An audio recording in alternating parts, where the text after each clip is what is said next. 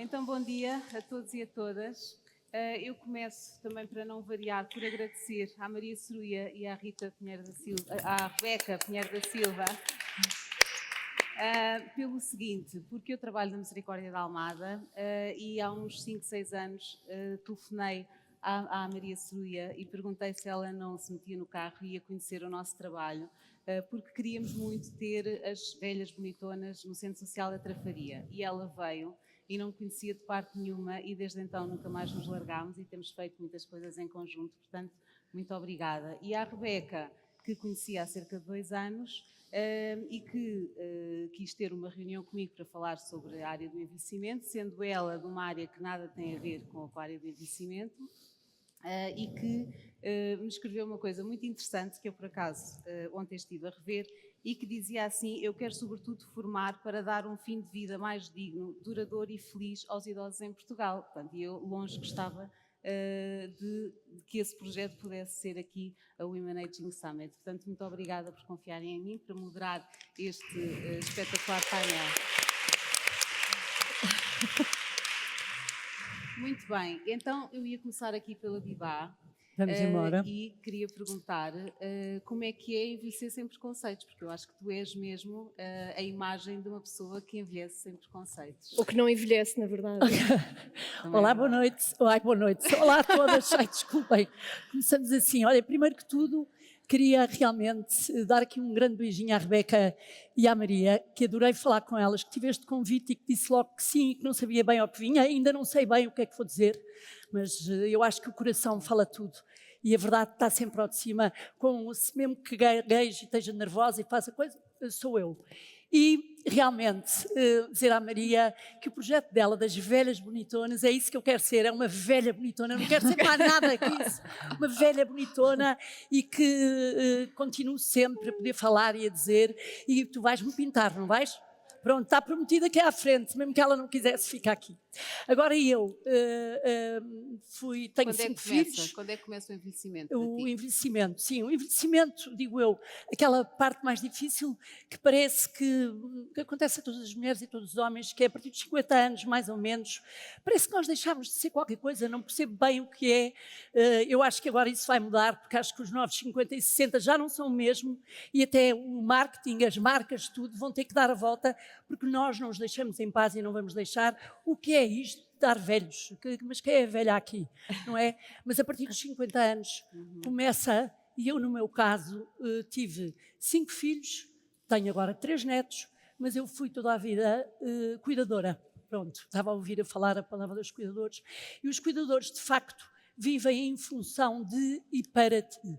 Não só para os meus filhos, como para até porque tinha mais tempo e, portanto, fui sempre mais requisitada. E sim, também sempre quis ter este trabalho, não me perguntem porquê, mas acho que é, e vou ser até ao fim da minha vida, muito mais que tudo, cuidadora de quem puder ser. Até também tenho, no meio disto tudo, tive uma filha que foi feita com tanto amor que o cromossoma dela triplicou. Imaginei, tem trissomia 21. Espetacular, fantástica também, de quem eu hoje em dia cuido muito pouco, porque ela é muito independente dentro do nosso, digo eu em casa, na rua será diferente, precisa mais ajuda, mas sempre tive a minha vida, nunca foi um empecilho, porque aqui o segredo é amar as pessoas como elas são e não como nós queríamos que elas fossem. Portanto, essa é outra premissa. Mas, de repente, amar como são, amarmos as pessoas como elas são. Aos 50 anos, de repente, aconteceram várias fases difíceis na minha vida. Perco a minha mãe, de quem eu fui cuidadora 7 anos por causa de um cancro da mama, foi muito difícil a perda, até porque mãe é muito melhor, muito mais do que uma melhor amiga. A mãe simboliza tudo, não quer dizer que seja a melhor amiga, mas a melhor amiga são das nossas idades e as mães às vezes até que nem querem saber o que é que as filhas dizem às melhores amigas, não é? Portanto, perdi a minha mãe, entrei na menopausa e imaginem que ao mesmo tempo saem 3 filhos da minha casa, o síndrome do ninho vazio. E, portanto, de repente, desculpem, vou-me levantar que eu estou para levantar. E, portanto, de repente, a cuidadora que está habituada a cuidar, a ter aquelas horas todas orientadas, vai buscar, vai levar, vai ter com o pai, vai à avó, vai não sei. De repente, de um dia para o outro, os filhos saem de casa, a menopausa, eu deixei de dormir, tive uma menopausa péssima, talvez porque também a minha mãe morreu e, portanto, isto juntou-se aqui num ciclo muito difícil. E, de repente, surge-me uma Bibá, certo? Aquela mulher de 20 anos, cuidadora, que estava em função dos outros, de repente, o que é que eu vou fazer agora? Ainda tenho 2 filhos em casa, mas ainda assim os 3 mais velhos saíram e fazem muita falta. Vocês devem saber, estão aqui muitas mães, que os filhos nos fazem muita falta. E de repente sai-me do chão a Bibá a olhar para mim e a dizer, e agora? Como é que é? Agora o que é que nós vamos fazer e como é que nós nos vamos reinventar para continuar neste processo de... E mais velhas? Claro que sim. Claro que eu vou fazer 58 anos. Eu já não sou uma mulher nova, mas estou muito bem na minha pele e não quero que isso me dê como é que se diz? Um kick, me dê um pontapé para eu de repente ter que parar. Mas parar porquê? Parar porquê? Não é com 50 ou com 60 anos. Então, eu acho que envelhecer, nós temos que, primeiro que tudo, gostar de nós próprias, investir em nós próprias. Nós podemos até cuidar de toda a gente à nossa volta, mas o importante... Vai, estou com a boca tão seca. Mas também não vou beber lá. Sai dos nervos. Mas é assim. Não, mas não posso beber água porque estou a tremer das mãos. Tomar água aqui ao pé de mim. Então, estou a brincar.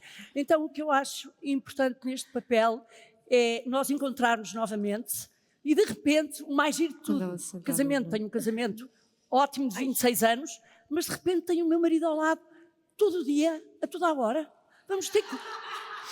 O quê? Vamos começar a namorar? Como é que eu agora vou começar outra vez a namorar? É que enquanto eu fui cuidadora, eu perdi mais tempo, não é? Nós estamos ali a cuidar, portanto até nos baralhamos um bocado nesta parte dos afetos e no amor. Vamos passear para o Pardão, hein? Passear para o Pardão? Temos tempo? Está bem, vamos dar um passeio. Primeiro um bocado calados, porque o dia é nosso, passamos a ter fins de semana. Se bem que eu tenho 3 netos, eu fujo para os netos, para aquele amor, para aquele cuidar que é tão bom, mas já não são filhos, já são netos, portanto já têm a mãe. Eu tenho que saber como é que vou cuidar dos meus netos, porque, como eu costumo dizer, a porta da casa da mãe, essa está sempre aberta, mas a porta da casa dos filhos ou das filhas, nós temos que saber quando lá vamos. Portanto, também há aqui, até nisso, nós estamos mais fechadas, estamos mais do outro lado. Os filhos nós podemos tratar, os netos nós podemos tratar, mas também tem que ser com algum cuidado e com algum respeito, porque de facto já não somos as mães desses filhos. Bem, portanto, para mim isto... Mas ainda existe um adolescente lá em casa. Já, acabou o meu tempo, acabou o meu tempo.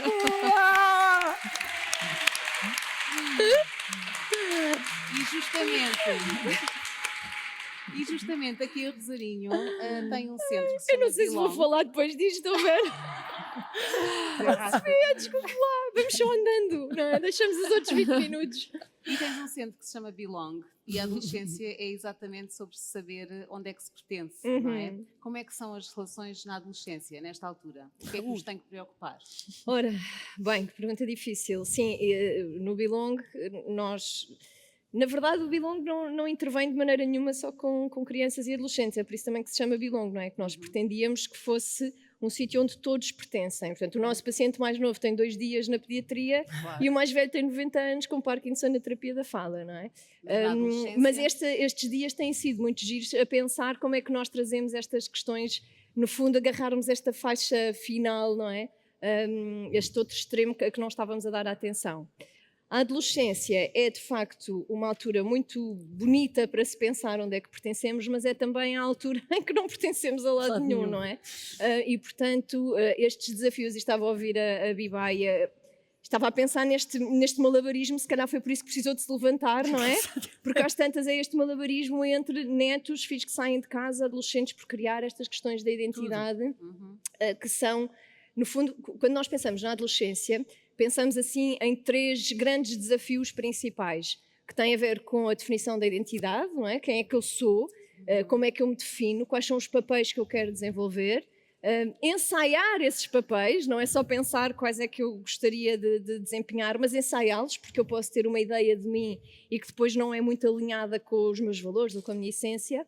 Mas as outras duas grandes necessidades ou desafios da adolescência são precisamente o afastamento da família e a integração no grupo de pares, não é? Portanto, neste aspecto, que competências temos nós do ponto de vista socioemocional para chegar ao outro, não só para me aproximar, e eu acho que esta é que é a ambivalência gira, não é? Que é, eu quero ser suficientemente igual para pertencer, mas ao mesmo tempo suficientemente diferente para sobressair, não é? E é muitas vezes aqui que as questões das relações ficam tremidas. Eu quero muito aproximar-me de ti, mas quero aproximar-me de ti sem perder a minha originalidade, e tu que também estás no teu próprio processo, como é que chegas a mim, como é que vais ao encontro das minhas necessidades emocionais, não é? Portanto, se calhar respondendo aqui a esta questão mais da adolescência e das relações, este é o grande desafio, é este conjugar daquilo que eu sou, gostava de ser e preciso desenvolver, mas ao mesmo tempo eu querer tanto que tu me vejas, e esta é a questão, e aproveito para isto, não é? Não há ninguém, independentemente da idade em consulta, que não me diga, muitas vezes, eu sinto que não sou visto, não é? Esta ideia de eu precisar muito que alguém me veja como eu sou. E às vezes nós estamos só muito na superficialidade do outro, não é? No outro dia, o meu marido disse-me assim, não, tu estás exausta, tu tens que descansar. Isto parece um movimento de cuidado, não é? Mas é um movimento quase de simpatia. Tu estás exausta, tu tens que descansar. Mas precisamos de mergulhar mais a fundo, não é? E por causa disso eu vou fazer assim. E era assim que eu gostava que ele tivesse terminado a frase, não é? Tu estás exausta, precisas descansar, amanhã eu agarro nos miúdos e vou fazer não sei o quê. Ou amanhã, esta semana asseguro eu qualquer coisa. E portanto estas questões das relações não é só esta fotografia, não é uma fotografia, é um filme, não é? Não é esta fotografia de topei que estás cansada, é um filme, não é? Tu estás cansada e então? E eu preciso sair daqui para ir para aí, que é muito difícil na adolescência, precisamente porque do ponto de vista cerebral nós temos as estruturas frontais, que são as do raciocínio e do impulso, completamente adormecidas, e temos depois as estruturas límbicas, que são responsáveis pelas emoções, pela adrenalina, pela busca de novidade, completamente ativas, não é? Portanto, ao mesmo tempo que eu quero chegar a ti e preciso de ir ao teu encontro, eu estou num movimento muito autocentrado, que é normal, é esperado, não é? Portanto, isto é o coquetel explosivo da adolescência nas relações. Muito bem, obrigada. Então, e Margarida, porque aqui a Rosarinho também falou aqui nas questões de casal, e tu és terapeuta de casal, és terapeuta familiar, e o que é que temos, o que é que chega hoje em dia às consultas, e se calhar muitas pessoas que aqui estão e outras que estão lá em casa perguntam-se se a terapia de casal é um sítio onde só se vai quando está tudo mesmo muito mal, ou se pode ser também quando as coisas estão bem e se quer refletir. Felizmente cada vez mais chegam casais nessas situações de prevenção. Eu acho que a palavra aqui fundamental, a atenção máxima deve estar na mudança. E como é que nós lidamos com a mudança? Porque isto do envelhecer, ou não envelhecer, ou ficar mais velho ou não ficar, conforme o tempo passa, tem muito a ver com a forma como nós abraçamos as mudanças que a vida nos traz. Porque os filhos crescem, ou porque nascem e vamos viver em conjunto. A maior parte dos casais que me chegam fundamentalmente com 3 questões, ou com uma das 3 questões em cima da mesa. Questões que remontam a quando fomos viver juntos, esta mudança grande, quando os filhos nascem e quando os filhos saem. E, portanto, tudo isto são coisas expectáveis, não são coisas extraordinárias que acontecem, circunstanciais que não estávamos à espera. Mas a forma como nós nos adaptamos ao cuidar do outro com estas mudanças é que nos permite depois sentirmos bem, e ao fim daqueles anos, como a Bibá estava a dizer, quando de repente nos vemos só connosco, ou só em casal, ainda conhecemos o outro, ainda houve alguns momentos de conexão, porque tivemos esta atenção ao longo do tempo, em que fomos percebendo que o outro foi crescendo individualmente, isso é inevitável, isso é bom, haver um investimento pessoal e individual, como na relação e como no outro, mas é fundamental lembrarmos e termos no plano consciente que temos de continuar a criar pontos uns com os outros, ou um com o outro em casal. Porque senão perdemos-nos e já não fica desconfortável, não é? Claro. depois, passados uns anos, fica muito desconfortável. Vamos ao perdão, vamos deitar-nos ao mesmo tempo, isso é estranho. E então eu acho que aqui perceber que a mudança pode trazer coisas novas e pode ser muito positiva e acrescentar, o envelhecimento pode e deve acrescentar, eu acho que é um poder enorme, não é? Claro. Muito bem. Rita, às vezes as coisas não correm tão bem e às vezes evolui-se mesmo para um divórcio, e tu, em 2018, escreveste um livro que se chama justamente Por Amor e por Amizade e que trata sobre dois amigos que são duas crianças, na verdade, o Eduardo e o Diogo, e que têm famílias diferentes. Queres-nos contar porque é que escreveste este livro? Sim, estava aqui a pensar e primeiro muito obrigada, minhas queridas Maria e Rebeca, este vosso evento é maravilhoso e enche-me de orgulho pensar que duas mulheres foram capazes de, ao longo de quase um ano, trabalhar afincadamente para ter este resultado, portanto muitos parabéns às duas, muito orgulho. E com uma barriga de quase 9 meses. Muitos parabéns, minhas queridas. Estava aqui a pensar e se calhar o meu livro é o resultado da não ida à terapia de casal. Mas nem tudo está perdido e fiz terapia depois, portanto acho que vamos sempre a tempo. Eu tinha alguns tabus em relação à terapia e só depois de vivenciar isso e de fazer terapia percebi o quão bom isso é na vida de todos. Estejamos melhor, piores. E, portanto, o meu livro tem a ver precisamente com o facto de eu precisar de desmistificar dentro de mim o que é um divórcio. Porque eu acredito e aprendi também na terapia que os nossos pais nos traumatizam sempre, para o bom ou para o mau. No meu caso, eu venho de uma família muito feliz, muito sólida, os meus pais são casados há 42 anos e isso, de uma forma positiva, acaba por ter um trauma também em mim, porque toda a vida eu achei que era aquilo que queria para mim. Portanto, o casamento de 42 anos, um casamento sólido, feliz, em que há uma cumplicidade e, sobretudo, um amor e um respeito um pelo outro, é isso que a pessoa quer ver nos pais e, portanto, não quer mais nada do que isso. Infelizmente, não aconteceu.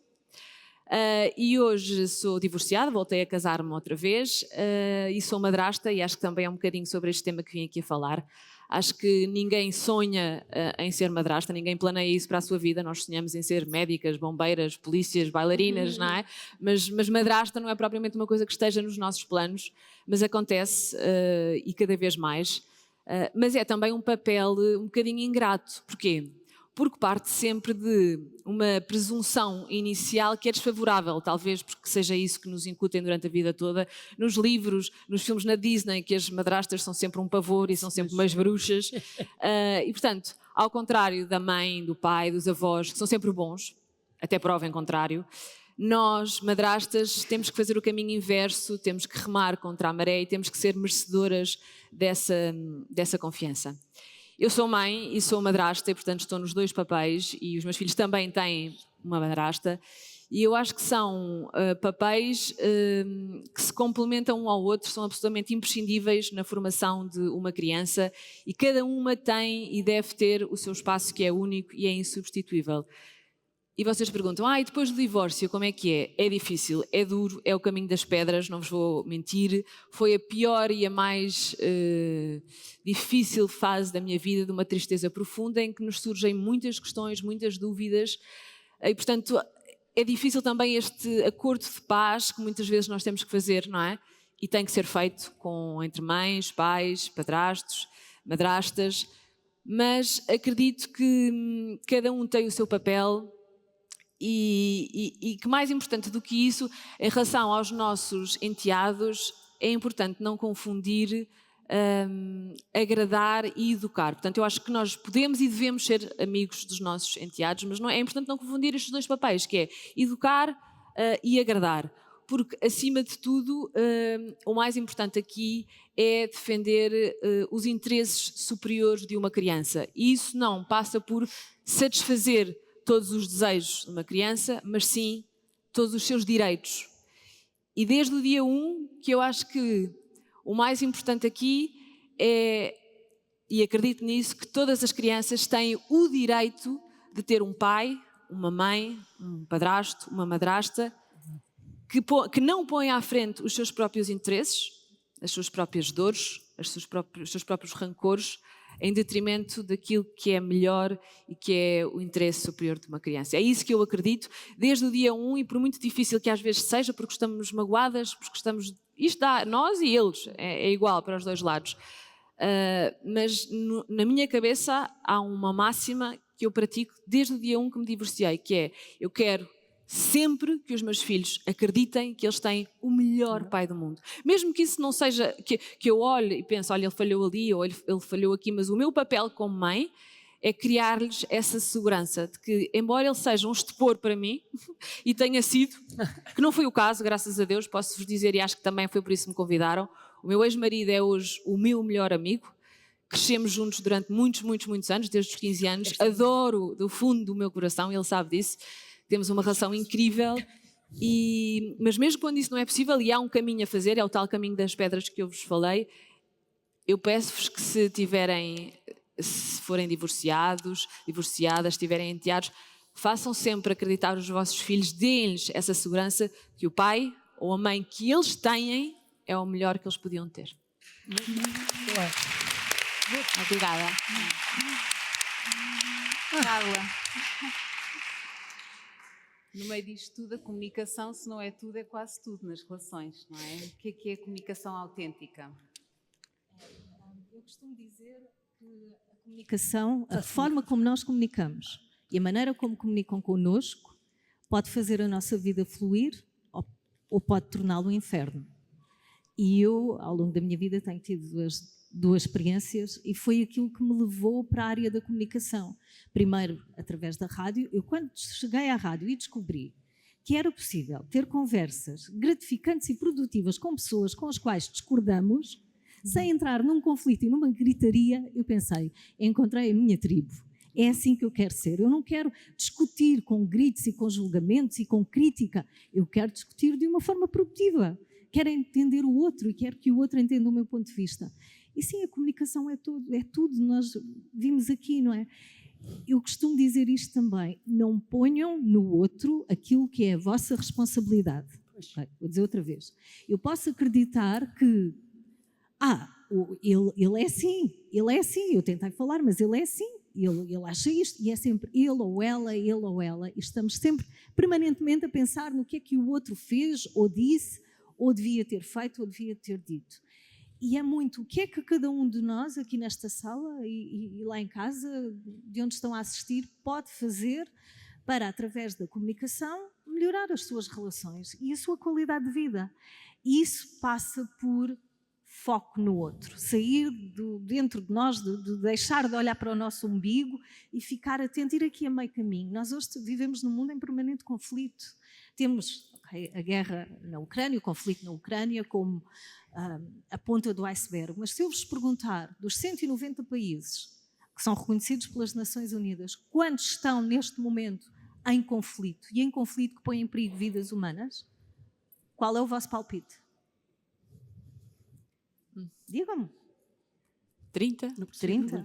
Sim, bom palpite. 30 é mais. É mais. Dos 190 países. São 60. Quantos países? São 60. Países que a União, E a nossa sociedade está cada vez mais polarizada, não nos encontramos a meio. É preto ou é branco, não há cinzento. 60. E a verdade é que cada um de nós, nas nossas interações, na forma como lidamos com os outros, há sempre conflitos a acontecer e é normal, porque felizmente somos pessoas diferentes. E isso pode ser encarado como uma chatice, ou pode ser encarado como é algo necessário, é rico, é diverso, isto acrescenta-me. Então todos nós podemos fazer alguma coisa para minimizar este conflito, não é? que está quase sempre latente, na forma como comunicamos. Eu tenho o meu primeiro livro, que se chama Falo Menos, Comunique Mais, tem lá 10 pilares que todos nós podemos desenvolver para sermos melhores comunicadores. Qual é o mais importante? É saber escutar, mas saber escutar com uma generosidade, é perguntar, é interessar-se. Há pouco ouvi a Rosário dizer que Rosário falou aqui, neste exemplo que deu, de 3 tipos de empatia, que nós temos que estar atentos. A empatia cognitiva, eu entendo o que o outro sente. A empatia emocional, eu sinto o que o outro sente, o que às vezes não é bom porque nos faz não conseguir ajudar. E há um terceiro tipo de empatia que ficou muito claro aqui, que é a empatia compassiva, que é a empatia de eu compreendo, eu sinto, mas eu sei o que devo fazer para ajudar. E é a milha extra. Por isso, quando a minha área de atuação na comunicação está muito virada para líderes, eu dou aulas na Universidade Nova e esta questão da empatia compassiva no líder é determinante. tudo isto se traduz na nossa maneira de comunicar. Não é tanto, querem uma técnica rápida, eficaz e que podem começar a aplicar já hoje, evitem começar as frases por tu. Tu irritas-me. Tu, e a psicologia diz isto, não é? Não, eu sinto-me irritado. Cada vez que nós falamos e chegamos e não chegamos a consenso nenhum e andamos aqui num loop, eu sinto-me irritada. E eu gostava que, e aí o pedido de alguma ação que acabe por mudar. Geralmente nós somos agressivos na comunicação, sobretudo no conflito. Nós agredimos, porque é uma resposta natural. E então aquilo que sai da nossa boca acabam por ser palavras e expressões que depois nos arrependemos. Posso só acrescentar aqui uma Sim, claro. questão à Carla? Isto é uma das coisas que mais trabalho em consulta e que chamo de mensagens eu. Muitas vezes, quando estou com os meus pacientes, pergunto-lhes ou convido-os a ensaiar estas mensagens eu, ou seja, começar as frases por eu. E qual é que é o poder disto? E eu acho que isto é muito importante porque muitas vezes nós sentimos-nos pouco compreendidos. É que se nós começarmos por eu, ninguém nos vai invalidar, porque se eu disser, se em vez de disser, imagino que eles chegam mais tarde, eu estive com os miúdos, e assim, tu nem sequer dás valor ao que eu estou a fazer. A primeira coisa que eu vou provocar no outro é a necessidade de se defender, não é? É a necessidade de dizer assim, não, mas eu estive a trabalhar até estas horas. Mas muitas vezes não dão o mesmo valor. Mas espera aí, Desculpem. deixa-me lá Estamos a acabar falar o da melhor raciocínio. maneira do outro perceber isso. Se eu disser, Desculpa. mas vê bem, se eu disser assim, porque tu não dás valor nenhum, eu também trabalhei, agora estou com os miúdos e os miúdos já estão de bem tomado. Se eu disser assim, aquilo que eu estou primeiro a fechar um canal de comunicação, estou a dizer o que o outro está a fazer. Segundo, estou a atribuir-lhe uma intenção que não tem esse poder e essa legitimidade. E terceiro, estou a abrir caminho para que o outro se defenda dizendo o que também fez, não é? Mas eu também estive a trabalhar. Enquanto se eu disser assim, quando chegas a esta hora, sem avisar, eu sinto-me desvalorizada, não há como ele dizer não sentes. Não sentes. E se eu disser, fiquei triste, Bibá, com a maneira como me falou há bocadinho, a Bibá não me vai dizer, não ficou. Não consegue invalidar este meu estado emocional. O que consegue é dizer, olha, lamento imenso, ou fico com pena, não queria nada que se sentisse assim. Isto abre um canal para se conversar. E, portanto, quando nós, muitas vezes, aquilo que leva a conflitos é nós sentirmos invalidados nos nossos estados emocionais, que o outro efetivamente não entende, porque rapidamente é colocado num lugar onde sente que também tem que defender os seus. E, portanto, esta questão que a Carla estava a falar das mensagens tu ou das mensagens eu, para mim, o mais importante, mas também é defeito de profissão, porque sou psicóloga clínica, é que isto empodera-nos naquilo que sentimos, que é, eu posso estar a ver tudo errado, mas eu estou a sentir assim e isto tem valor. E, portanto, aquilo que eu preciso de ajuda é que outros me ajudem a distorcer estas crenças, não é? Preciso que me ajudem a ver melhor, mas se eu estou a ver assim, óbvio que me sinto assim. E, portanto, é muito giro quando os pacientes vêm com as queixas e eu digo assim, claro. E eles, claro, como eu. Óbvio que se sente assim, não é? Portanto, se é assim que interpreta, diga. Eu tenho que ir, olha, resumindo e baralhando, eu tenho que ir fazer terapia. Tem. Olha, tenho que ir fazer terapia, porque olha, eu não... Comigo! Eu gosto de terapeutas todos. Olha, vamos já arranjar tive aqui aqui as duas um para leque. marcar uma consulta. Margarida, ainda continuando aqui, às vezes nas relações estamos mesmo a falar em psicopatologia, também é importante falarmos sobre isso, Sim. não é? Às vezes as relações são tensas e são conflituosas e por vezes temos também aqui psicopatologia de base. Sim. Eu acho que a terapia de casal não implica a não existência de outras terapias, quaisquer que sejam. E é muito importante, eu vejo isso com os casais que me chegam, é muito diferente eu estar a trabalhar com um casal em que percebo que cada um deles tem um processo terapêutico a decorrer, ou que já fez, ou que já teve. A capacidade de insight da pessoa, a capacidade de refletir e de perceber o que está a acontecer já é completamente diferente. Portanto, na terapia de casal trabalhamos principalmente a relação, o que é da relação e o que cada pessoa põe na relação. Mas o que cada pessoa tem e teve até chegar ao outro é da sua responsabilidade. E pode-se trabalhar em casal, mas também se deve, quando há traumas ou quando há patologias, trabalhar-se individualmente, antes, durante ou depois. Exatamente. E eu estava aqui a pensar que as mulheres também têm vários pilares, várias frentes. Na sexta-feira falava-se muito na questão das frentes e estou ali a olhar para a Rita, porque há alturas em que é preciso fazer aqui algumas opções. E nós há bocadinho estávamos a conversar, quando estávamos a pôr no meio dos microfones, sobre uma altura da tua vida em que foi preciso, e aliás acho que está a decorrer, fazer aqui uma pausa num determinado pilar, e Sim. com a Carla também sei que aconteceu a mesma coisa, porque entre estes pilares que são a nossa parte mais pessoal, a parte do trabalho e a parte da família e da maternidade, no fundo, há alturas em que tem que se fazer aqui, pôr alguns destes processos em pausa. Sim, a Baby há bocado estava a dizer, não é porque eu tenho 60 anos que tenho que parar. E não, não é. Mas eu tive que parar, ao contrário, eu senti essa necessidade. Há pessoas que não sentem, não têm mais, que querem continuar a fazer mais e mais e mais e sentem-se bem na sua pele. Sim. E o que eu senti nem foi tanto parar, mas foi escolher. Não é? Porque nós temos esse síndrome de, eu acho que é um bocadinho de superioridade, que nós conseguimos tudo. Eu pelo menos tenho, desde miúda que eu consigo tudo, não preciso de ajuda de ninguém, eu sou mãe, eu sou mulher, eu sou irmã, eu sou, enfim, sou filha, sou trabalhadora. E o que eu senti, na verdade, em relação à rádio, eu faço rádio há 16 anos, e é uma coisa que eu adoro e que não penso deixar definitivamente nunca, que eu acho que é uma coisa que vai comigo para o resto da vida, mas eu não tenho tempo para tudo, não tenho, e é impossível nós querermos ter, porque não temos, o dia só tem 24 horas para todos, e eu senti a determinada altura que estava a desenvolver um projeto pessoal, que está ali, há ali uma criança, fico muito orgulhosa de ver, as minhas jardineiras é um projeto de roupa infantil e agora vejo ali uma criança com as minhas favorite people,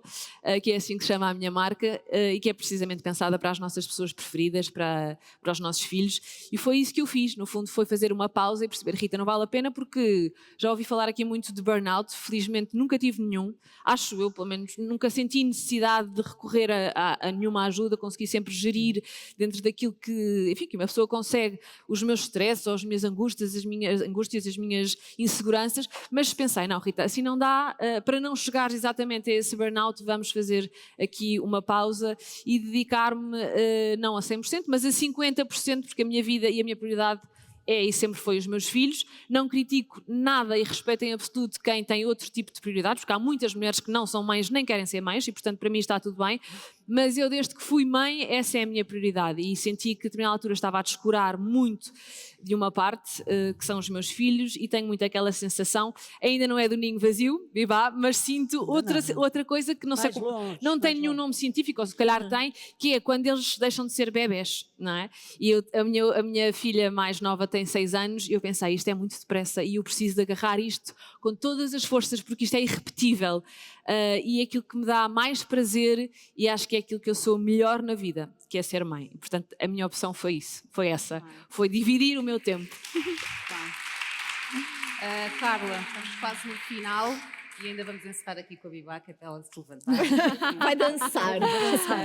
Mas pensando no mundo corporativo, no mundo do trabalho, que eu sei que tu tens muito contacto com essa área quando vais ajudar as pessoas a chegar a uma melhor comunicação, também é um mundo muito competitivo, não é? Nomeadamente no seio feminino. E o que é que se aconselha nesta altura? As pessoas devem-se deixar destas coisas eventualmente, não? Devem quê? Desculpa. Devem-se deixar desta postura mais competitiva e serem um bocadinho mundo mais compassivas, não é? É um mundo muito competitivo e é um mundo muito orientado para resultados. E vai sempre ser. As empresas precisam de ser bem-sucedidas, senão os empregos ficam em risco e nada acontece.